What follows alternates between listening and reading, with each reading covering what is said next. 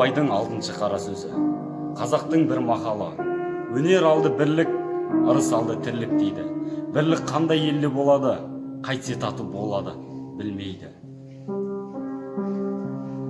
Біздің қазақтың мақалдарының көбінің іске татары да бар. Іске татымақ түгіл не құдайшылыққа, не адамшылыққа жарайтұғыны да жоқ. Қалауын тапсан қар жанар, сұрауын тапсан адам баласын бермейтіні жоқ. Ең барып тұрған Құдай ұрған сөз осы. Абайдың 29-шы қара сөз. Бірінші қара сөз.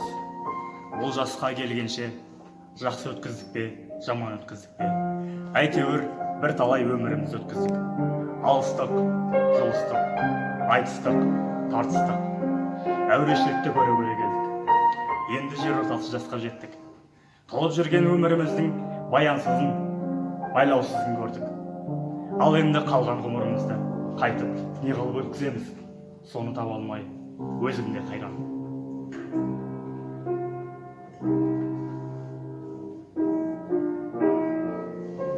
Өлсем, орным қара жер, сіз болмай ма? Өткір тіл, бір ұялшақ қыз болмай ма?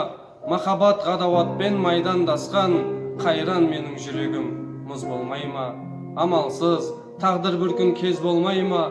Біреуге жай, біреуге тез болмай ма? Асау жүрек аяғын шалыс басқан, жерін тауып артқыға сөз болмай ма?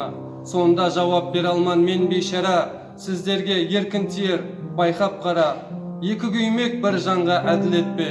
Қаны қара, бір жанмын, жаны жара. Жүрегімнің түбіне терең бойла, мен бір жұмбақ адаммын, оны да ойла. Соқтық балы соқпақсыз жерде өстім, мыңмен жалғыз алыстым, кінә қойма.